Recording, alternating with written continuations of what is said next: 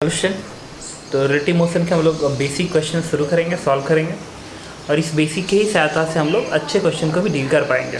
ठीक है, तो इसमें देखिए, इसमें कह रहा है कि एक पार्टिकल ए है, एक पार्टिकल बी है।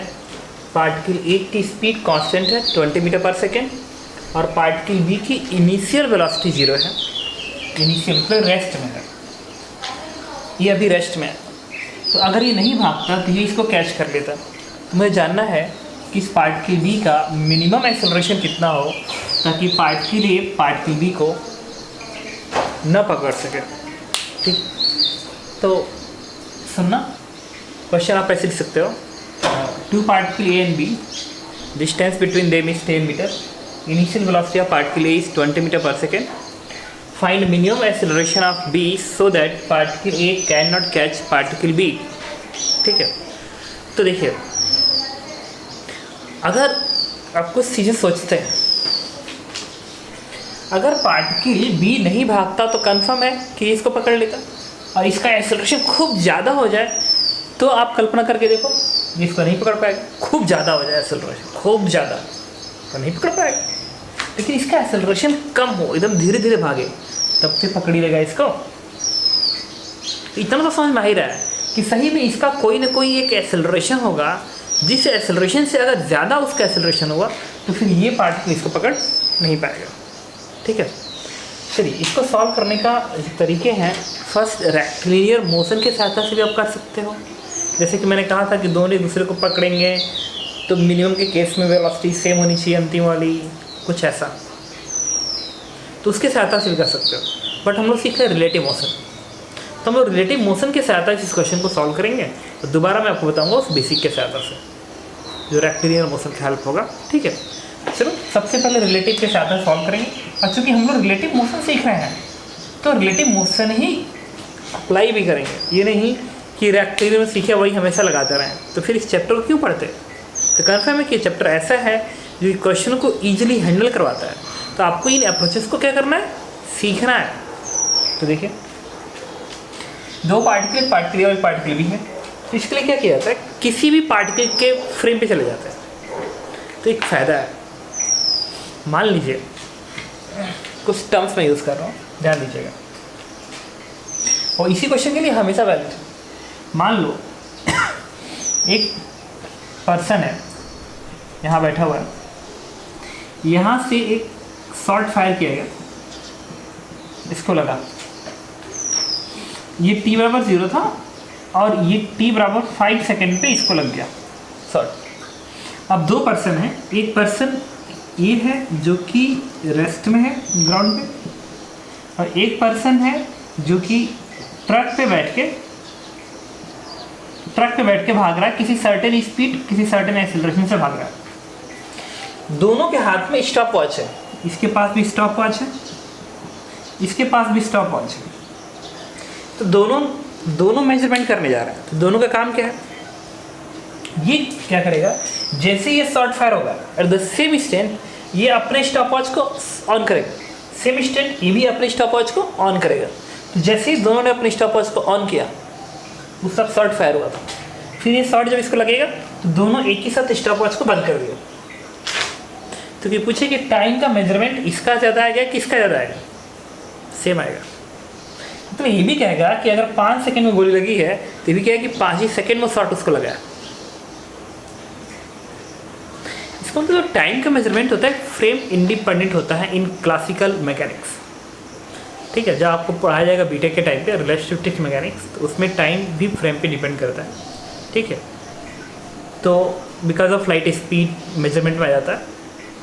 लेकिन चूँकि अपने सिलेबस में क्लासिकल मैकेनिक्स है, तो अंडर क्लासिकल मैकेनिक्स हम मानेंगे कि टाइम फ्रेम इंडिपेंडेंट है बिटवीन एनी टू इवेंट। तो आप इसको याद रखेंगे थ्रू आउट द फिजिक्स, से आप 11th में रहेंगे या 12th में रहेंगे, मैं हमेशा यूज़ करूँगा कि टाइम फ्रेम इंडिपेंडेंट है।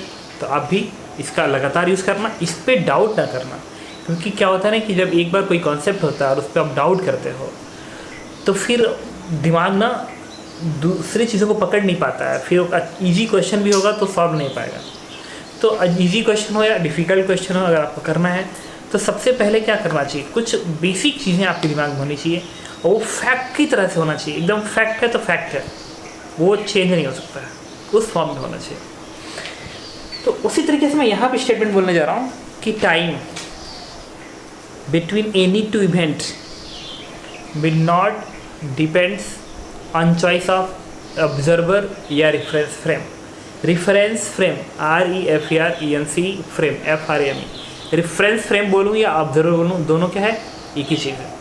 तो मैं रिपीट कर रहा हूँ कि time measurement between any two event will not depends on choice of observer या फ्रेम ऑफ रेफरेंस। इस पे डिपेंड नहीं करता है, चाहे 10-12 ऑब्जर्वर हो चाहे एक ही ऑब्जर्वर हो। रिपीट कर रहा हूँ कि इसके टाइम का जो मेजरमेंट है, ये जो टाइम का मेजर करेगा, ये जो टाइम ऑब्जर्व करेगा, दोनों के लिए टाइम क्या आएगा, सेम आएगा। लिखिए इस स्टेटमेंट को पूरा का पूरा डिफरेंट कलर में लिखिएगा।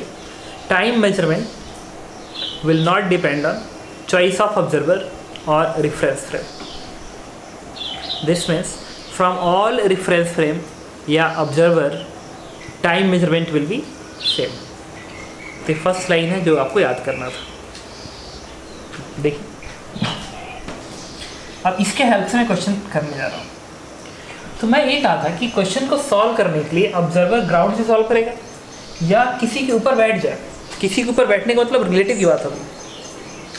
तो अगर मैं इसमें क्या किया, आप किसी के ऊपर बैठ जाए, आपकी मर्जी है, आप ए पे बैठो या बी पे बैठो, ये आपकी मर्जी है, ये आपकी मर्जी है, ये कोई किसी बैठो आंसर सेम आएगा। अगर एक ऑब्जर्वर को मैं ए पे बैठा दूँ, ए पे बैठा दूँ और कहूँ कि तुम बी को ऑब्जर्व करो,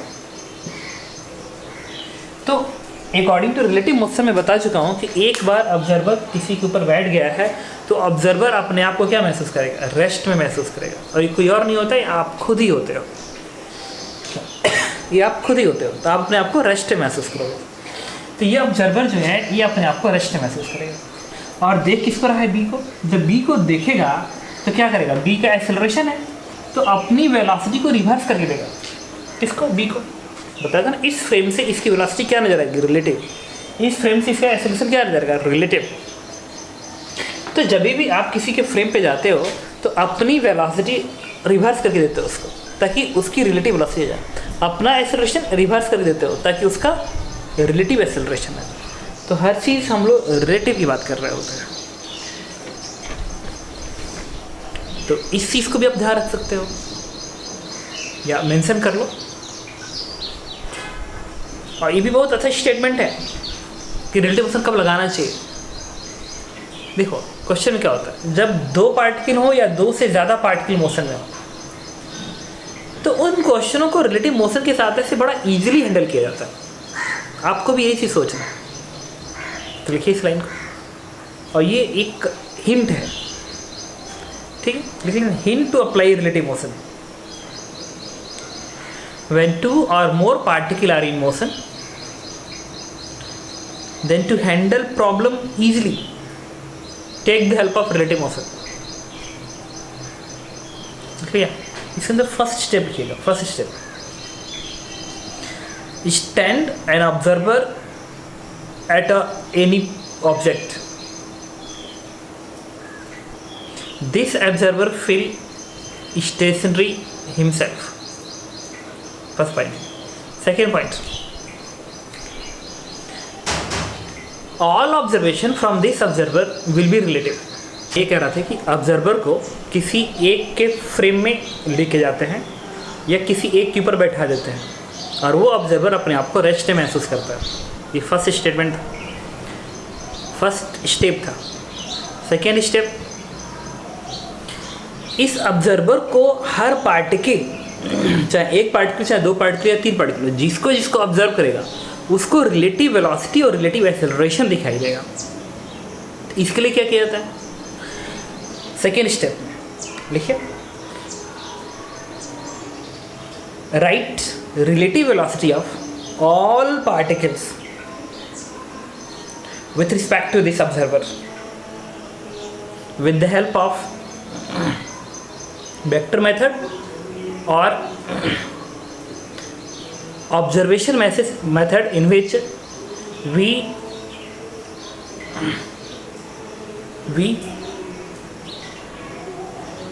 make opposite velocity of observer, make opposite acceleration of observer and add in observing object.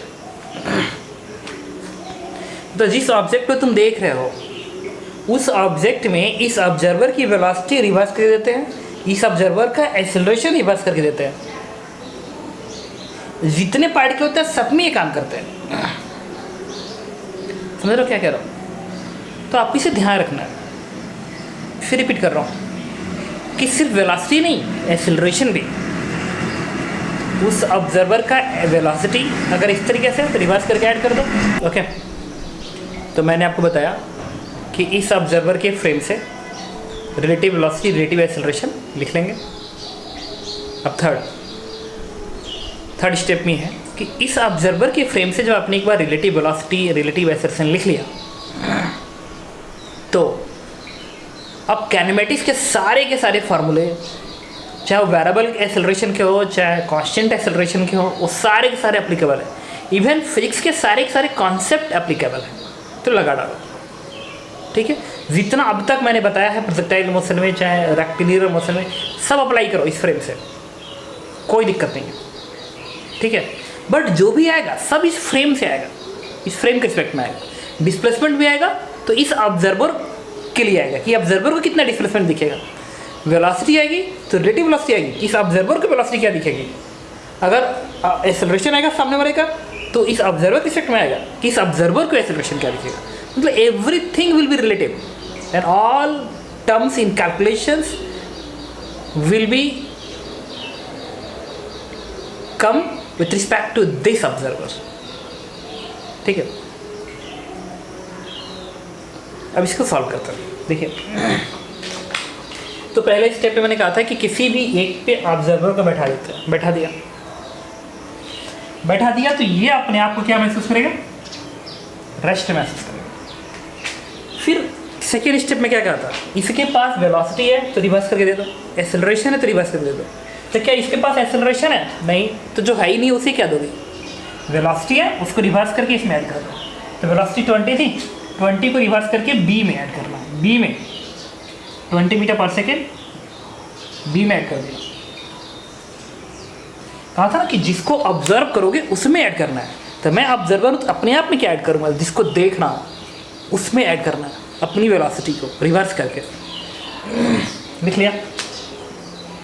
अब देखिए ये सेकेंड स्टेप था। अब आते हैं थर्ड में है कि इस फ्रेम से अब हम क्वेश्चन को सॉल्व करेंगे और एक क्वेश्चन नए क्वेश्चन में कन्वर्ट हो गया।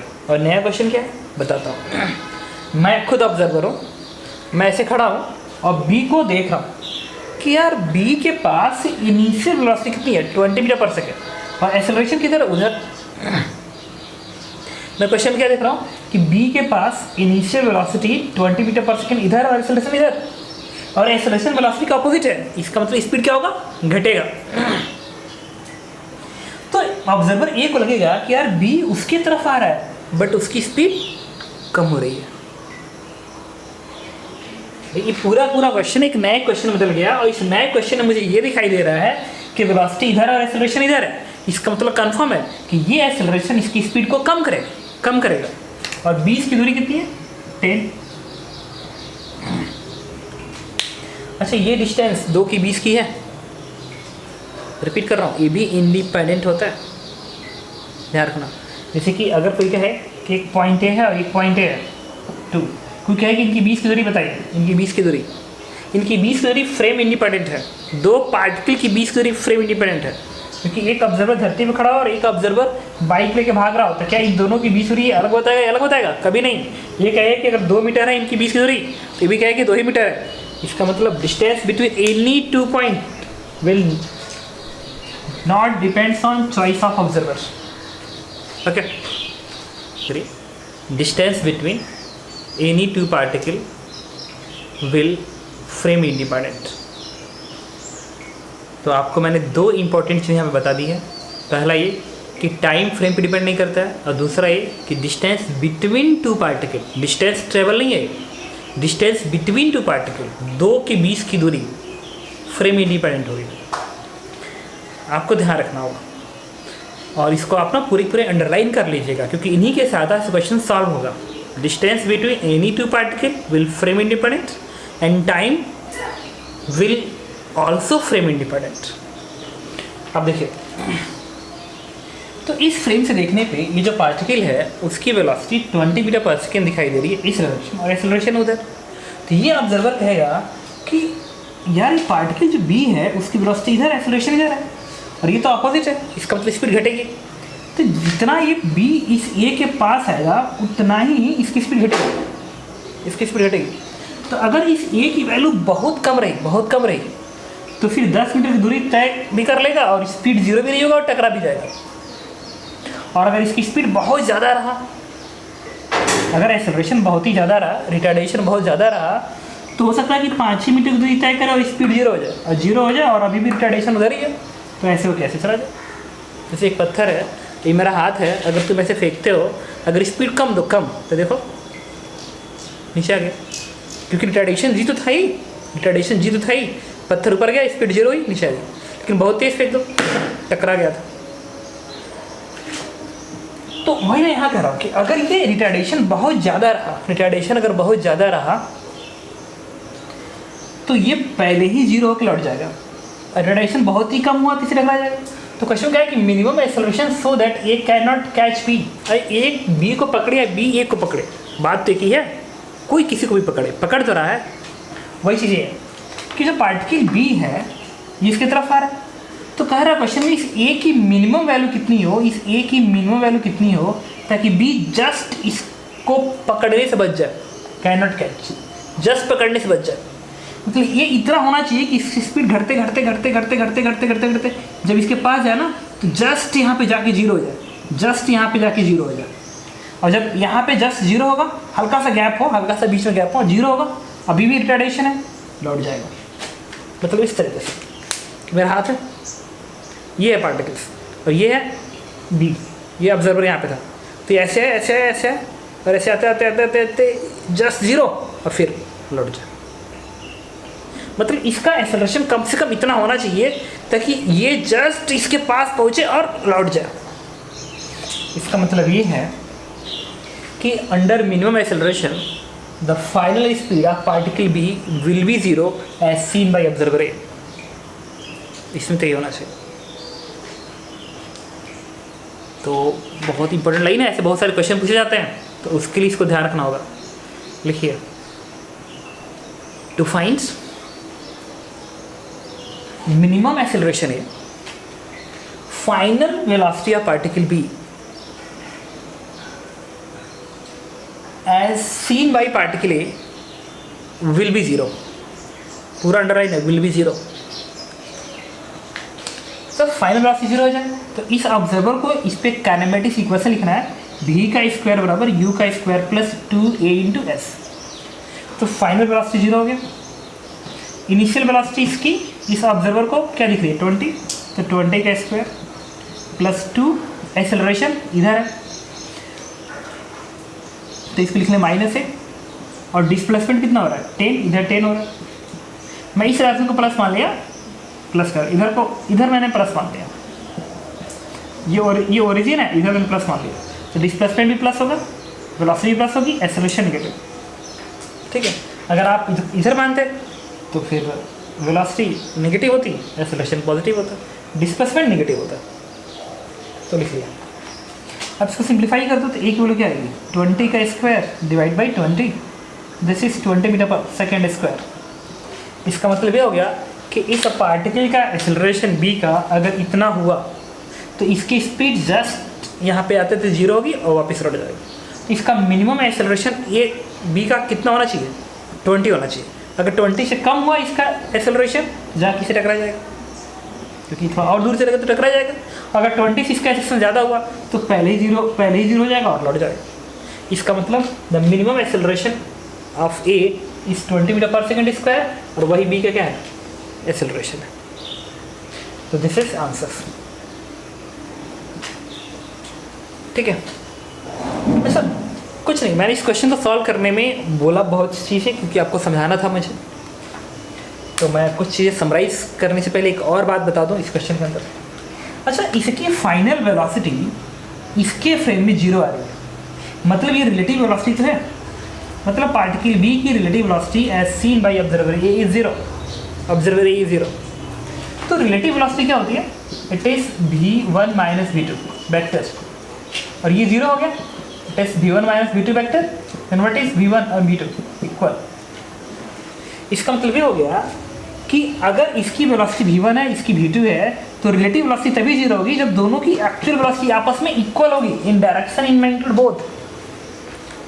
यही तो मैंने आपको रेक्टेंगल मोशन में बताया था कि अगर एक को पार्टिकल को दूसरे को पकड़ना है तो दोनों की velocity under minimum case equal होना चाहिए, इक्वल। वही है, ठीक है। तो इसको भी आप ध्यान रख सकते हैं इस केस में।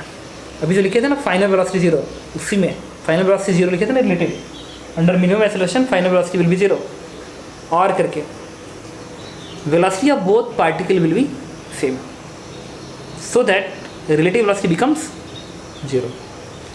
चलिए लास्ट बार कुछ चीज़ें बता दूं, ठीक है। मैं एक की बात को बार बार बोल रहा हूँ क्योंकि चैप्टर ही बड़ा इंपॉर्टेंट है। फर्स्ट मैंने जो बताया था आप लोग कि time will not depends on frame of reference, distance will not depends on frame of reference. बहुत अच्छे क्वेश्चन में जिस वक्त आप इन चीज़ों को भूल जाओगे ध्यान रखना क्वेश्चन हैंडलिंग मुश्किल हो जाएगी, इसलिए करो। First point, time will not depends on reference frame. Second, distance between two particles will not depend on reference frame. Third, steps बताया था। स्टेप्स मैंने ये बताया था कि अगर 2 से ज़्यादा पार्टिकल्स हों तो किसी एक पे खड़े हो जाते हैं, फिर उसके फ्रेम में सारी वेलोसिटी एक्सेलरेशन रिलेटिव लिख देते हैं। उसके बाद मैंने कहा था कि काइनेमेटिक्स के सारे फार्मूले आप लगा दो, चाहे वेरिएबल एक्सेलरेशन का हो चाहे कांस्टेंट एक्सेलरेशन का हो, आंसर देगा। अगला पॉइंट मैंने आपको बताया था कि under minimum value of A the final velocity will be 0 और velocity of both particle will be equal, मतलब रिलेटिव वेलोसिटी विल बी 0 और final velocity will be equal. मैंने इतनी चीज़ बताई है, ये सब अंडरलाइन है, सब ब्लैक कलर से, जो भी कलर डिफरेंट कलर उससे ना सारी लाइनें मार्क कर लेना याद करने के लिए। चलिए कुछ क्वेश्चन सॉल्व करते हैं। देखिए सेकेंड क्वेश्चन में कह रहा है कि एक रॉकेट है 10 मीटर पर सेकेंड की स्पीड से ऊपर की ओर उड़ रहा है। उस समय उस रॉकेट का ग्राउंड से डिस्टेंस 40 मीटर था। नीचे से आपने एक स्टोन को 50 मीटर पर सेकेंड की स्पीड से फेंका है। तो ये स्पीड इतनी ज़्यादा हो सकती है कि हो सकता है ये रॉकेट से टकरा जाए। रॉकेट उड़ रहा है, तुम अरे बच्चों वाला रॉकेट है, रॉकेट उड़ रहा है और आप नीचे से पत्थर को फेंकें, हो सकता है कि पत्थर इससे टकरा जाए। तो क्वेश्चन कह रहा है कि इस रॉकेट की एक्सेलरेशन कितना होना चाहिए, इसका मिनिमम एक्सेलरेशन कितना होना चाहिए रॉकेट का, ताकि ये स्टोन ये स्टोन इस रॉकेट से न टकरा सके। ठीक है, find minimum A of the plane so that stone will not strike with the plane. चलिए, ये इनिशियल कंडीशन पे है और ए की मिनिमम वैल्यू पूछी गई है ताकि ये स्टोन इस रॉकेट से न टकरा सके। अब इस क्वेश्चन को सॉल्व करना है। तो मैंने क्या कहा था कि 2 या 2 से ज़्यादा पार्टिकल हैं तो किसी एक के फ्रेम पे जाते हैं, तो जाओ किसी के फ्रेम पे जाओ, आपकी मर्जी है। चलो रॉकेट पे ही बैठ जाओ। रॉकेट पे बैठकर तुम किस पार्टिकल के मोशन को ऑब्जर्व करोगे, जिसको देख रहे हो, तो इसके मोशन को ऑब्जर्व करो। तो क्या करोगे, ये 10 रिवर्स करके इसका दे दो, ऐसा दे दिया। इस एक्सेलरेशन को भी रिवर्स करके दे दो, ऐसा। अच्छा, ये जो पार्टिकल है ना, इस पार्टिकल के पास जो एक्सेलरेशन है वो ऑलरेडी 10 के बराबर रिटार्डेशन है। एक पत्थर को फेंक दिया हवा में, तो पत्थर अगर हवा में जाएगा तो उसका एक्सेलरेशन 10 नहीं होगा, होगा। तो इसका तो इस पत्थर का एक्सेलरेशन खुद ही 10 है, खुद ही 10 है मीटर पर सेकेंड स्क्वायर जी की वैल्यू। तो इस पत्थर के पास एक वेलोसिटी 50 है और एक एक्सेलरेशन क्या है 10 मीटर पर सेकेंड स्क्वायर नीचे पर, और इसके फ्रेम से ये 10 उल्टा करके वेलोसिटी मैट करूँगा और एक्सेलरेशन उल्टा करके एक्सेलरेशन मैट कर दिया, एक्सेलरेशन का एक्सेलरेशन मैट कर दिया। अच्छा, ये ए ना इस रॉकेट का नेट एक्सेलरेशन है, रॉकेट पे कोई जी वगैरह नहीं, रॉकेट का थ्रस्ट का ऊपर का फोर्स और mg नीचे सब मिला के जो नेट फोर्स आएगा उसको जब रॉकेट के मास से डिवाइड करोगे तो एक्सेलरेशन आएगा। वो एक्सेलरेशन बेसिकली मैं यहाँ पे दिखा रहा हूँ। तो एक बार इसके फ्रेम से जब इसकी वेलोसिटी आप लिखोगे तो सब हट जाएगा, ये किस में आ जाएगा, रेस्ट। और ये 50 माइनस 10 ये कितना हो जाएगा 40, और ये प्लस 10 ये कितना हो जाएगा, नीचे को हो जाएगा ये प्लस 10, क्या रिटार्डेशन हो गया। अब देखिए ये तो भाग नहीं रहा है, तो ये कहेगा कि यार ये पत्थर 40 से इसके तरफ आ रहा है, इसका मतलब इस पत्थर को इसके पास जाते जाते जस्ट इसकी वेलोसिटी क्या हो जाए, जीरो हो जाए। अगर इसकी वेलोसिटी जस्ट यहाँ पे जीरो होती है, उस केस में जो ए आएगा वो इस मिनिमम वैल्यू ऑफ ए कहलाएगा, क्योंकि ए जितना ज़्यादा बढ़ाओगे उतनी जल्दी वेलोसिटी जीरो होगी, और ये जितना कम करोगे उतना ही ज़्यादा दूरी तय करेगा। तो मिनिमम ए के केस में इसकी फाइनल वेलोसिटी जस्ट यहाँ पहुँचते पहुँचते क्या होनी चाहिए, जीरो। तो बता ही चुका हूँ, जस्ट टकराने के case final relative velocity will be zero. लगाएंगे फॉर्मूला, v का स्क्वायर बराबर u कितना है 40 का स्क्वायर एंड प्लस 2, और एक्सेलरेशन किधर है नीचे को, तो माइनस यहाँ लगा दीजिए, माइनस ए प्लस 10, और डिस्प्लेसमेंट कितना ऊपर को रहा है 40 का, यहाँ पे 40 रख दीजिए। इसको सिंप्लीफाई करेंगे, यहाँ से आएगा 40 इक्वल्स टू ये आएगा 2a प्लस 10, यहाँ से कितना आएगा 20, यहाँ से कितना आएगा 10 metre per second square. This is the minimum value of A. इसका मतलब अगर इस रॉकेट का एक्सेलरेशन 10 के बराबर होती है, तो उस केस में ये जो पार्टिकल होगा जस्ट इसको हीट करने से बच जाएगा, ठीक है।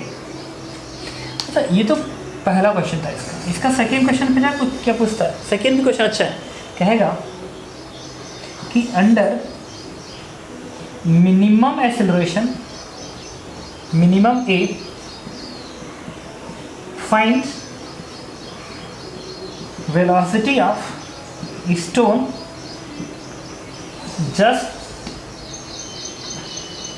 just before स्ट्राइक करने के जस्ट पहले at the time of striking, strike तो किया नहीं, स्ट्राइक करने के अब स्ट्राइक करने ही वाला था उसी समय वेलोसिटी ऑफ स्टोन, जस्ट ऐसा वर्ड अच्छा नहीं लग रहा ना, velocity of stone, find velocity of stone when it is about to strike, about to strike। तो आपने एक को निकाल लिया, अब क्वेश्चन कह रहा है कि इसकी वेलोसिटी बताइए, इससे जब वो टकराने वाला था उसके जस्ट पहले वेलोसिटी, तो ये रिलेटिव वेलोसिटी जीरो आई है ना, रिपीट कर रहा हूँ, ये रिलेटिव वेलोसिटी जीरो आई है। और ये जो क्वेश्चन पूछ रहा है ये इसकी एक्चुअल वेलोसिटी पूछ रहा है, मतलब ना सही में ये रॉकेट रेस्ट में तब ना इसकी फाइनल वेलोसिटी कहला रही है। रॉकेट तो सही भी रेस्ट में नहीं है, मोशन कैसे हो रहा था, मोशन ऐसे हो रहा था, देखते रहना ऐसे, ये रॉकेट है ये पत्थर है, तो मोशन ऐसे हो, देखना ऐसे हो रहा है, ऐसे हो रहा है, बस अब अभी नीचे आ गया, ये ऊपर चला गया, देखो मोशन यहाँ से हुआ, ये पत्थर ये रॉकेट, ये थोड़ा तेज भागेगा, ये थोड़ा धीरे धीरे भागेगा,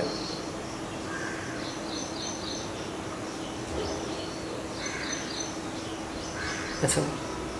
तो जिस वक्त जस्ट इसके पास पहुंचा था उस वक्त इसकी वेलोसिटी बराबर हुई थी दोनों की, तो तुमने रिलेटिव वेलोसिटी जीरो की थी, लेकिन क्या इसका एक्चुअल जीरो हुआ था ना, तो उन्होंने इसका एक्चुअल वैल्यू पूछ रखी है। तो इस क्वेश्चन में उन्होंने इस रॉकेट की एक्चुअल वैल्यू पूछ रखी है, तो अब हम रिलेटिव से हटना पड़ेगा, रिलेटिव वाली बात नहीं करेंगे। तो इस रॉकेट पर लगा देंगे क्या, v का स्क्वायर बराबर u का स्क्वायर, u इनिशियल, इसकी इनिशियल वेलोसिटी कितनी थी 50 थी ना, इनिशियल 50 थी, अब ग्राउंड फ्रेम वाली वेलोसिटी लेंगे, तो v का स्क्वायर बराबर u का स्क्वायर एंड प्लस 2, और इस पार्टिकल का स्टोन का एक्सेलरेशन सिर्फ 10 था, तो माइनस 10 इंटू, और ये डिस्प्लेसमेंट कितना ले रहा है 40 नहीं कर पाओगे, क्यों, क्योंकि रॉकेट भी तो कुछ दूरी तय किया है, अब तो पता ही नहीं है को कितना है,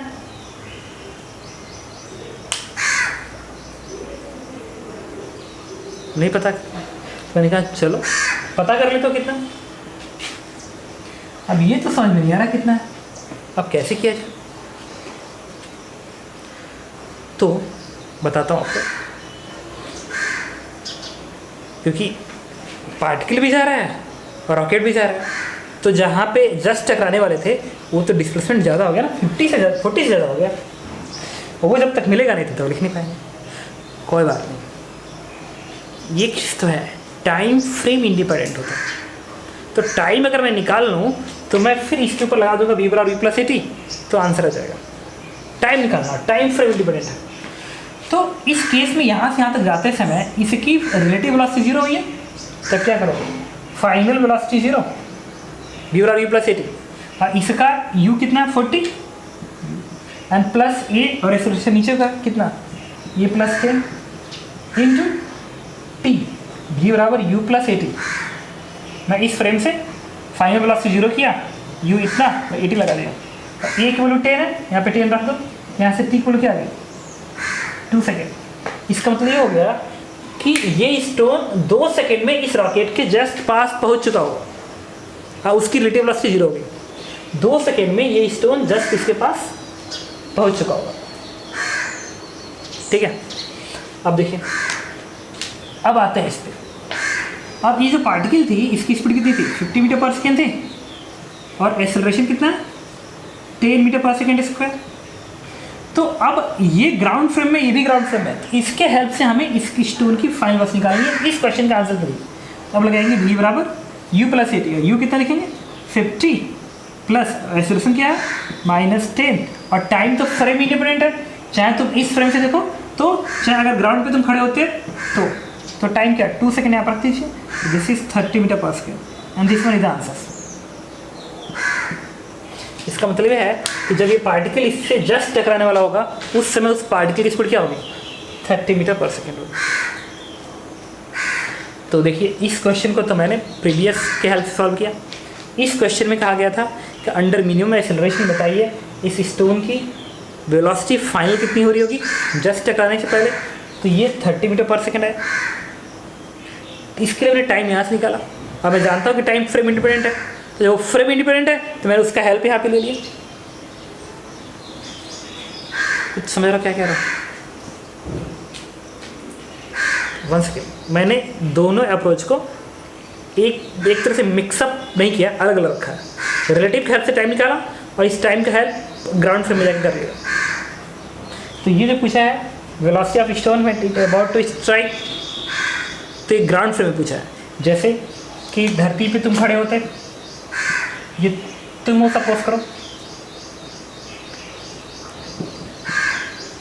और ये रॉकेट, ये स्टोन ऐसे जा रहा है, इससे जस्ट टकराने से पहले इस स्टोन की वेलोसिटी इसको क्या नजर आएगी, इसको क्या नजर आएगी वो ये, और इस स्टोन की वेलोसिटी यहाँ पे इसको क्या नजर आएगी वो ये। बात समझ रहे हो? वेलोसिटी फ्रेम पे डिपेंड करती है, किसी फ्रेम से कुछ, किसी फ्रेम से कुछ आएगी। तो देखो मैं धरती पे खड़ा हूँ तो मेरी वेलोसिटी, धरती की वेलोसिटी देखो 0 दिख रही है, और ये स्पेस से देखो धरती भागती नजर आएगी। तो वेलोसिटी, एक्सेलरेशन, ये सब क्या है फ्रेम डिपेंडेंट। तो मैं लास्ट बार फिर रिपीट कर रहा हूँ कि टाइम निकाला, उसका यहाँ पे यूज़ किया। इसका ना थर्ड क्वेश्चन में पूछ सकता है इस तरीके से कि बताइए किस हाइट पे ग्राउंड से कितनी दूरी पे ये स्टोन इससे जस्ट स्ट्राइक करने वाला होगा, मतलब height h at which about to strike, तो क्या करेंगे, हाइट h है, तो इसके फ्रेम से देखो तो गलत हो जाएगा, क्योंकि इसके फ्रेम से देखोगे तो ये तो 40 नजर आएगा, लेकिन कायदे से रॉकेट और ऊपर जा चुका है, तो स्ट्राइक 40 से ज़्यादा दूरी पर हुआ है। तो ये ऑब्जर्वर के लिखेंगे। तो इस ऑब्जर्वर को कोई बात नहीं, टाइम तो पता है ना, लगा देंगे इस ऑब्जर्वर के लिए इसके ऊपर s बराबर ut plus half at square. इस ऑब्जर्वर के लिए डिस्प्लेसमेंट s बराबर, इस ऑब्जर्वर के लिए इसकी वेलोसिटी 50 नजर आएगी, 50, क्योंकि 40 तो इसके फ्रेम में है ना, ग्राउंड वाले के लिए इसकी वेलोसिटी 50, जो पहले था 50 ना, अभी भी 50 नजर आएगी, अभी 10 है, तो 50 इंटू टी, टाइम क्या है 2 प्लस हाफ, एक्सेलरेशन क्या है -10 इंटू टी का स्क्वायर। सिंप्लीफाई करो, यहाँ आएगा 100, यहाँ आएगा -20 और 80 मीटर।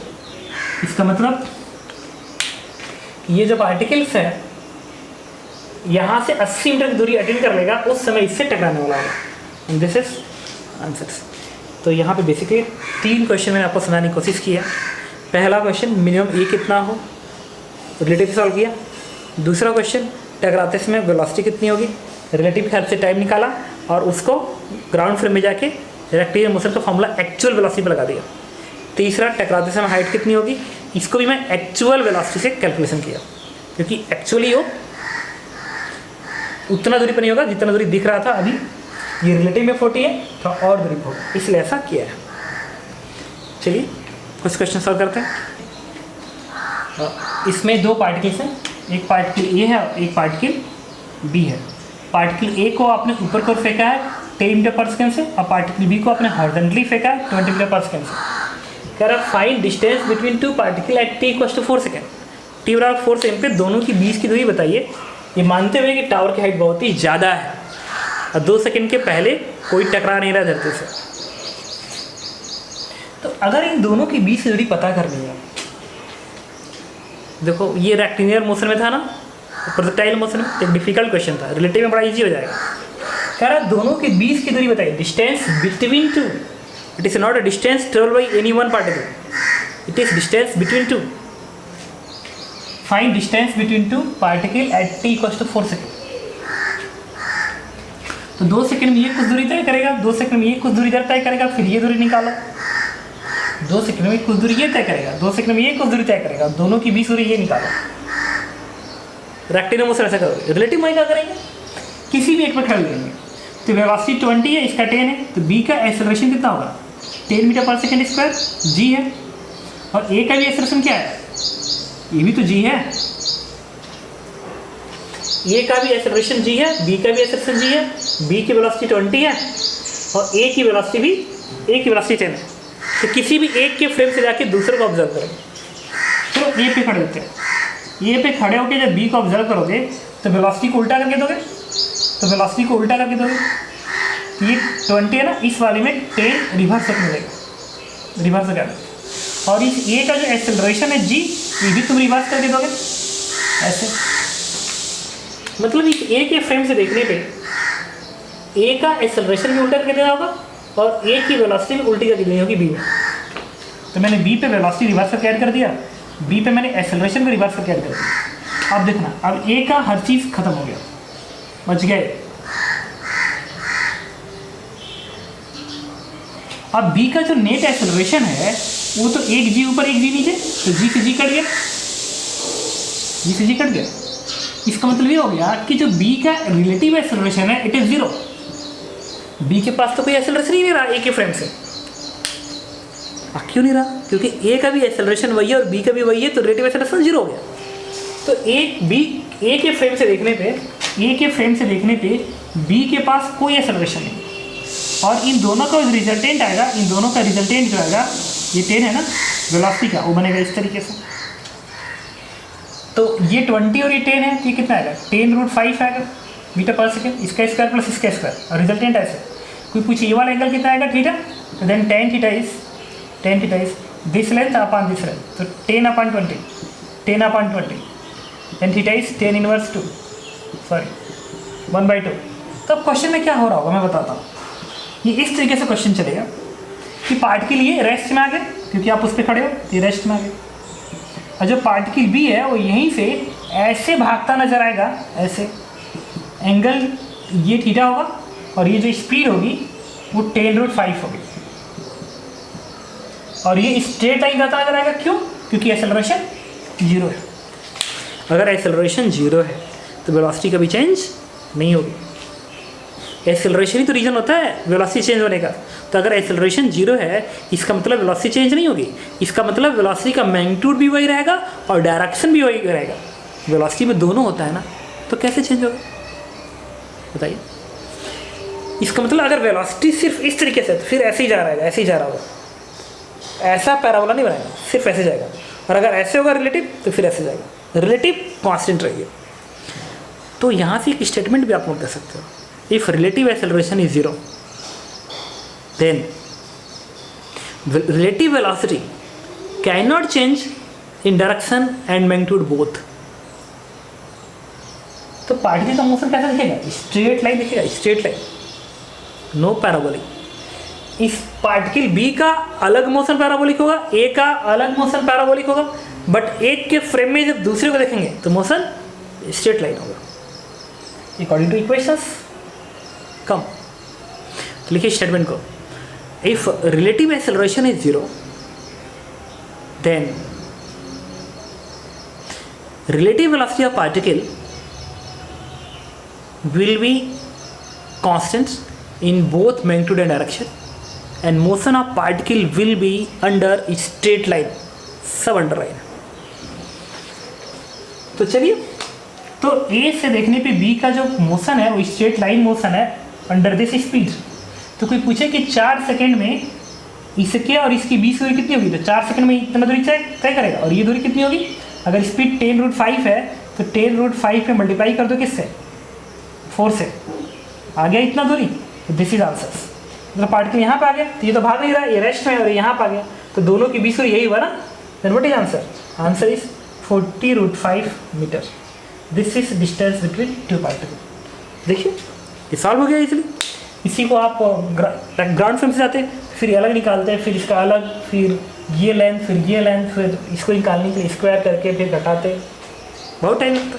ये 2 लाइनें बता दिया, ठीक है। चलिए लास्ट पर रिपीट कर दूँ। मैंने रिलेटिव मोशन में गया, रिलेटिव एक्सेलरेशन 0 आया, रिलेटिव वेलोसिटी कांस्टेंट कर दिया।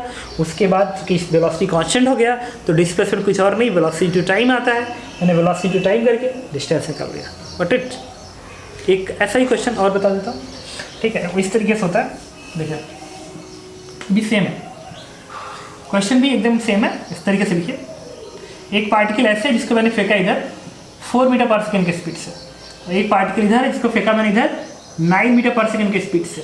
ये पार्टिकल ये है और पार्टिकल भी है। फिर सेम पूछता है, find distance between 2 particle at t equals to 4 second.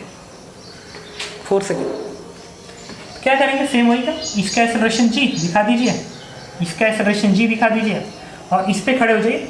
इस पे खड़ा होकर इसको देखिए, इस पे खड़ा होकर जब इसको देखेंगे तो ये g रिवर्स करके देंगे और ये वाला वेलोसिटी भी रिवर्स करके देंगे ऐसे।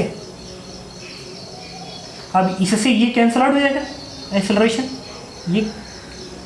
ये बन गया, ये आ गया किसमें, रेस्ट में। और ये 4 और 9 कितना होता है 30। इसका मतलब b की वेलोसिटी क्या आ गई 30 मीटर पर सेकेंड आ गई। और चूंकि रिलेटिव एक्सेलरेशन 0 है, इसका मतलब वेलोसिटी अपने डायरेक्शन में क्या रहेगा, कांस्टेंट रहेगा।